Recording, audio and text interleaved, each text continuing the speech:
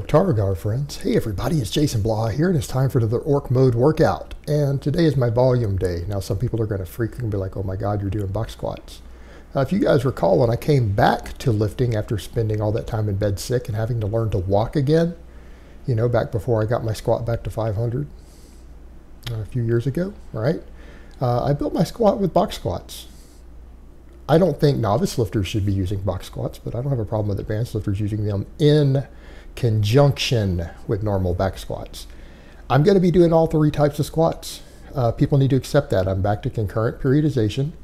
I'm doing multiple types of cardio, right? I'm doing both GPP, which is higher intensity, and I'm doing list cardio.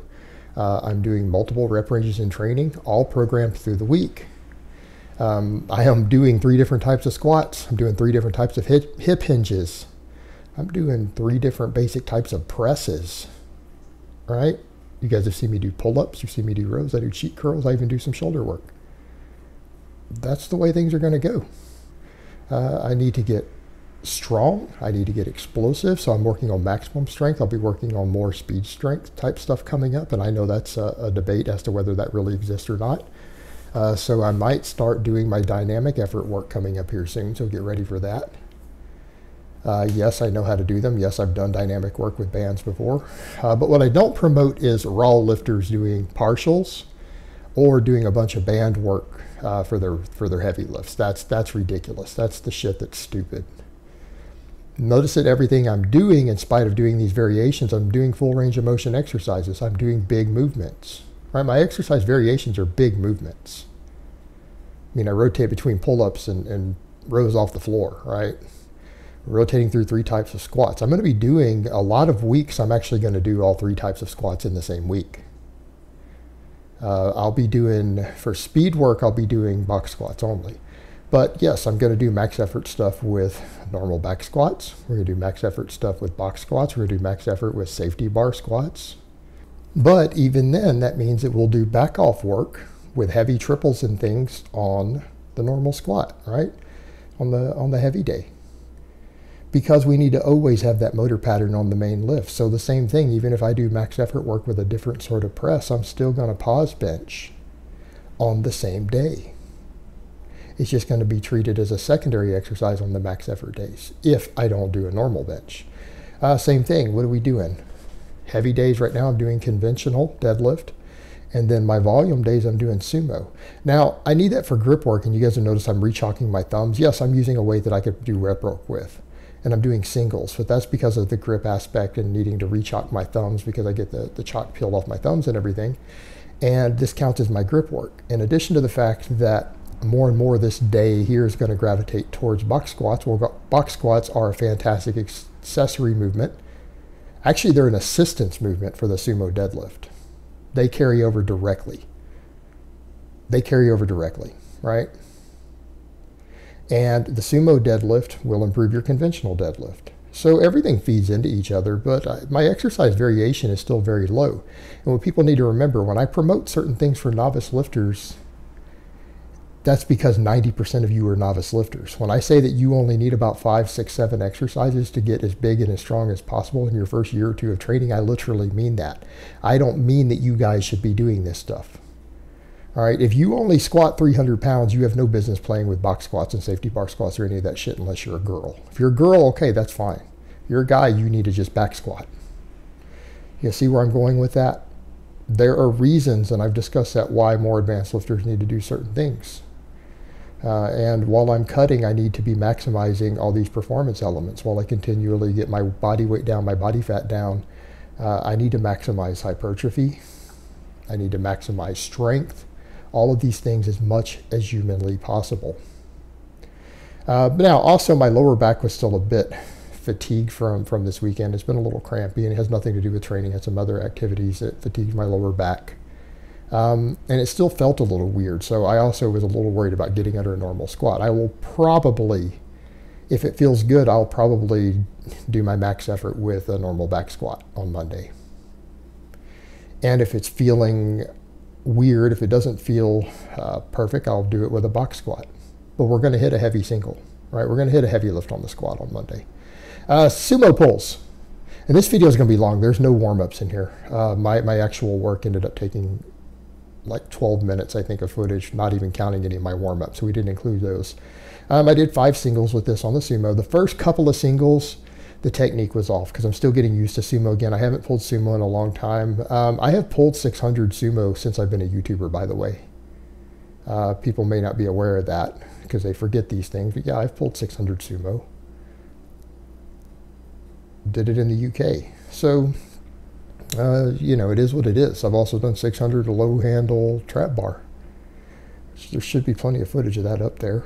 But retraining the sumo a bit because I'm going to train both lifts. Just like we're doing 3 sorts of squats, we're going to do 3 sorts of hip hinges. We're going to do conventional deadlift, we're going to do sumo deadlift, and we're going to do good mornings. That doesn't mean we don't conventional deadlift. Just like because I'm doing 2 other types of squats doesn't mean I'm not going to squat every week. So come Monday, we're going to pull conventional, but today is sumo, and this is a big part of my grip training. So even if I'm doing the volume days, I'm just going to do singles on sumo with a modest weight, because this is not heavy. This is only 425 pounds. For those who can't count the plates, this is 425. This is just good technique, good building work after doing my squats. It's my grip training. So me coming in and doing multiple singles would be good for that, and I might build that up. I might do more singles. If my lower back had felt a little better and my thumbs felt a little better, I might have done more singles. I might have done as many as 10. But, you know, these felt good. And I felt like the last 3 reps, I started getting in my groove more. They looked a lot better. I was getting my hip position and everything a lot better. There we go. Much better. And definitely the last 1 or 2, I think, were quite a bit better. I was very happy with those. So I think this one coming up is going to look better. Because again, I'm getting into the groove, getting the technique down. And yes, I had to throw socks on. I've got my Adidas socks, like a good Slav. I threw the socks on because I did scrape my shin on one of the warm-ups. So I'm like, yeah, I better throw some socks on. It was with the very first warm-up too. It was only like 265. So I threw my socks on, so I'll start wearing socks when I sumo pull, just so that we don't destroy our shins. Got enough scars on my body. But yeah, there we go, nice and low, good pull. And it started feeling lighter. Like the first one felt a little moderately heavy, and then after that they just started getting really light. And I felt like my grip was holding strong, everything was good. So we'll continue to do that, Then I did my good mornings, all right? And for those curious, those singles were very, very short breaks. Basically, I just needed to re-chalk. So they were probably 60 seconds apart. They weren't really a big deal. Normally I wouldn't say rest that short, but it's sub-maximal singles. You don't need 3 minutes or 4 minutes between sub-maximal singles. Because again, you guys have seen me. I know conventional, I think on camera, I've done 425 for a 12 rep set before, right? I think I've definitely done that on camera before. So again, but I'm rebuilding after pulling my lower back and everything. And so all this extra work is helping. Also, I was really sore today from my kettlebell swings. Yesterday was GPP day, which I'm trying to do most days, some conditioning work. I'm doing list cardio and kettlebell swings every day, but yesterday I did more kettlebell swings than usual. And also I noticed that my hamstrings actually felt a little sore from that, which was surprising. But, you know, I carried on with the workout anyway, so everything's good. So we're going to keep working all these numbers up.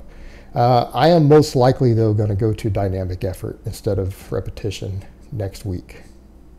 Right? I feel like everything is getting strong enough, and I've got enough accessory work in here that hypertrophy is not really going to be a problem. I personally hypertrophy off dynamic effort work. Like, I've gotten bigger, noticeably bigger doing it before. And here's the other point we come to. All these big exercises, yes, we're doing a lot of variations because we're trying to get as big and as thick as possible, right? That's part of work mode. Part of work mode training. We want our glutes and our hamstrings and our quads and everything to get bigger. Yes, I'm going to get leaner. Yes, my waistline is going to get smaller. Remember, guys, as people have noted, other people have come in recently and said, you're right, we saw the interview. You're clearly not as fat as you look in this stuff when they've seen me upstanding and walking around outside. It becomes very obvious to people who see me outside of this environment with this fisheye lens and my lighting and my home. I look a bit different than people think I do here or how I appear here. And that's okay. I'm not going to worry about it. Eventually, I'll do stuff with public appearances at certain points. Right now, I'm not in the mood to do any of them, but later on, obviously, I will. People get a better idea. Especially when they see me next to other YouTubers, just like it happened before when I went to an expo before I went to Body Power. I think people were surprised. They were surprised when they saw me next to other YouTubers. But we're going to go full orc mode, and maybe we'll go to some events. But I hate expos. I hate fitness expos. Total garbage. Complete bodybuilding, G for P, culture bullshit, and snake oil salesmen. So I'm not a big fan. Not a fan. Then we finished off with cheat curls.